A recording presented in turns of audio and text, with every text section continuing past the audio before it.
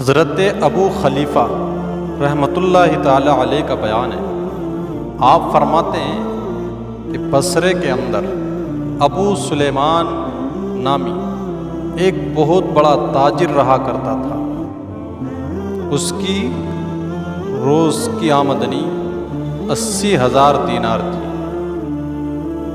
ایک دن یہی تاجر علماء کرام کے پاس حاضر ہوتا ہے اور اس نے علماء سے مشورہ کیا، آپ لوگ بتائیں کہ بصرے کی کس نیک عورت سے شادی کرنا میرے لیے بہتر ثابت ہو سکتا ہے۔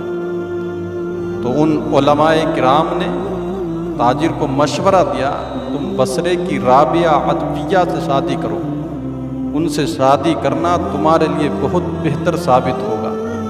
جب علماء کرام نے اس کو مشورہ دے دیا تو اب اس نے حضرت رابعہ عدویہ کے پاس خط لکھا۔ اب تاجر خط میں لکھتا ہے، بسم اللہ الرحمن الرحیم، اما بعد، میں فلاں تاجر ہوں اور میری روز کی آمدنی 80,000 دینار ہے۔ کچھ ہی دنوں میں 1,00,000 دینار ہو جائے گی۔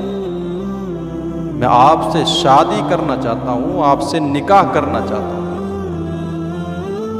اگر آپ راضی ہوں تو میں آپ کو بطور مہر 1,00,000 دینار دوں گا اور شادی کے بعد مزید اتنی رقم اور آپ کو عطا کروں گا۔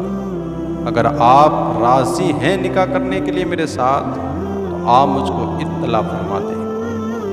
اب اس تاجر نے، جس نے اپنی دولت کی وجہ سے، لالچ دینے کی خاطر یا جو بھی اس کے ذہن میں بات تھی، حضرت رابعہ کو لکھا تھا کہ اتنی رقم شادی کے بعد دوں گا، اتنے مہر دوں گا، تو اب اس نے سمجھا تھا کہ شاید اس دولت کو دیکھ کر کے یہ میرے ساتھ بغیر کچھ سوچے سمجھے شادی کے لیے تیار ہو جائے گی۔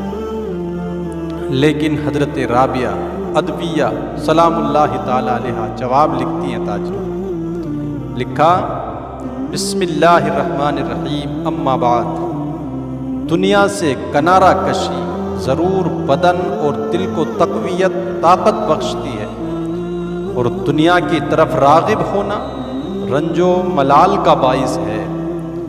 اس لیے آپ سفر آخرت کی تیاری میں آج ہی سے لگ جائیں، مجھ سے شادی کرنے سے پہلے آخرت کی کوشش کرنا شروع کر دیں، سفر آخرت کے لیے زاد راہ اکٹھا کرنا شروع کر دیں۔ آپ خود وصیت کرنے والے بنیں، کسی دوسرے کو اپنا وصی نہ بنائیں۔ خدا نہ کرے، اور اگر خدا نے چاہا بھی کہ اللہ نے مجھے تم سے دوگنا مال عطا کر دیا اور میں اس مال کی وجہ سے پھر اپنے رب کی یاد سے، اس کی عبادت سے اگر ایک لمحے کے لیے بھی غافل ہو جاؤں تو میں اس چیز کو ہرگز ہرگز پسند نہیں کرتی۔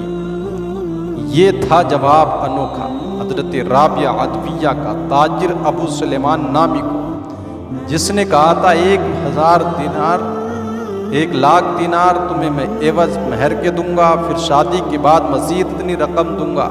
لیکن اللہ کی نیک بندیاں ایسی بھی کائنات میں ہیں کہ جنہوں نے دنیا کی دولت کو ٹھکرا دیا، لات مار دی، اس لیے کہ ان کے دل میں معرفت الہی کا نور روشن ہوتا ہے۔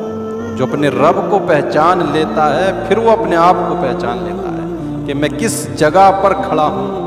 آج دنیا نے ایسا دل پہ ڈیرا جمایا اس دولت نے کہ انسان اس کی آڑ میں بالکل دل اس کا محو ہو گیا ہے اور یاد الہی سے یکسر غافل ہو گیا، رب کی یاد اس کو آتی ہی نہیں ہے۔ تو میں اپنی ان ماں بہنوں سے، اپنی بیٹیوں سے، بچیوں سے گزارش کرنا چاہوں گا جو شادی سے پہلے اس فراق اور اس امید میں رہتی ہے کہ ہمیں امیر سے امیر ترین دولت مند لڑکا شادی کے لیے مل جائے تاکہ ہماری زندگی خوشحال گزر سکے، وہ حضرت رابعہ کے اس جواب سے سبق حاصل کر لیں کہ دولت ہی کو سب کچھ نہیں جاننا چاہیے۔ دولت کیا ہے؟ دولت چند دن کی کہانی ہے۔ وقت گزرنے پر جب حسن ڈھل جاتا ہے جوانی کے بعد، تو کچھ وقت گزر جانے کے بعد یہ دولت بھی ختم ہو جاتی ہے۔ اور نہیں بھی ہو تو انسان ختم ہو جاتا ہے اور اس دولت کو یہیں پر چھوڑ کر کے چلا جاتا ہے۔ اگر اللہ اور اس کے رسول کی بارگاہ میں سرخ روئی حاصل کرنا چاہتی ہو تو کسی غریب سے شادی کر لینا، لیکن دیکھنا مالدار کی صرف دولت کی وجہ سے اس کے ساتھ شادی کے لیے تیار نہ ہو۔ عادت و اخلاق کا مالک ہو، کردار اسلامی ہو، لباس اسلامی ہو، گھر کا ماحول اسلامی ہونا چاہیے، تاکہ تمہاری دنیا تو جیسی کٹے گی کٹ ہی جائے گی، اور کیسی کیا کٹے گی، اگر رب کی تقسیم پہ تم راضی رہو گے تو رب تمہاری زندگی میں خوشحالیاں بھی عطا کر دے گا، اور پھر وہ کل قیامت میں تمہارے تھوڑے اعمال پر بھی راضی ہو جائے گا۔